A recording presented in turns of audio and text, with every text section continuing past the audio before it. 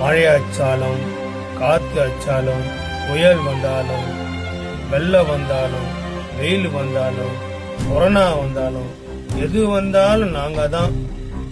ஆனா நாங்க கேக்குற பணி நிந்திரம் மட்டும் வாங்கி தர மாட்டோம். ஏன்? எல்லாருக்கும் வணக்கம். ஆர்கே நகர்மணி.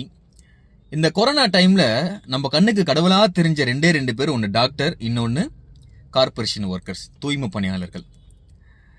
அவங்க உயிரை பணிய வச்சு 24 மணி நேரமும் நம்ம உயிரை காப்பாத்துறதுல தான் குறிக்கோளா இருந்தாங்க. ஸோ அப்படிப்பட்ட அவங்க 2 பேருக்கும் தமிழ்நாடு எப்பொழுதும் கடமைப்பட்டிருக்கும். இப்போ என்ன பார்த்தீங்க அப்படின்னாக்கா, அண்ணன் என்ன சொல்றாரு, 24 மணி நேரமும் நாங்கள் மழை வெயிலுன்னு பார்க்காம கஷ்டப்படுறோம், ஆனால் எங்களோட வேலை மட்டும் ஏன் நிரந்தரம் பண்ண மாட்டேங்கிறீங்க அப்படின்னு கேட்குறாங்க.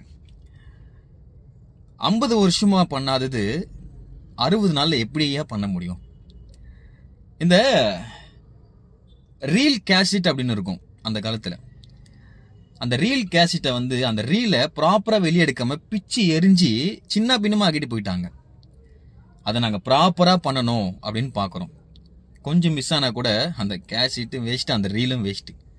ஸோ அவங்க பண்ண தப்ப நாங்க பண்ணக்கூடாது, ப்ராப்பரா பண்ணணும் அப்படின்னு நினைக்கிறோம். கஷ்டப்பட்டதுக்கு பலன் கண்டிப்பா கிடைக்கும், நம்பிக்கையா இருங்க.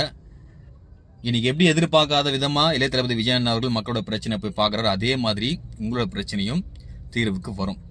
நம்பி ஓட்டு போட்ட மக்களுக்கு நன்மையே நடக்கும். நன்றி.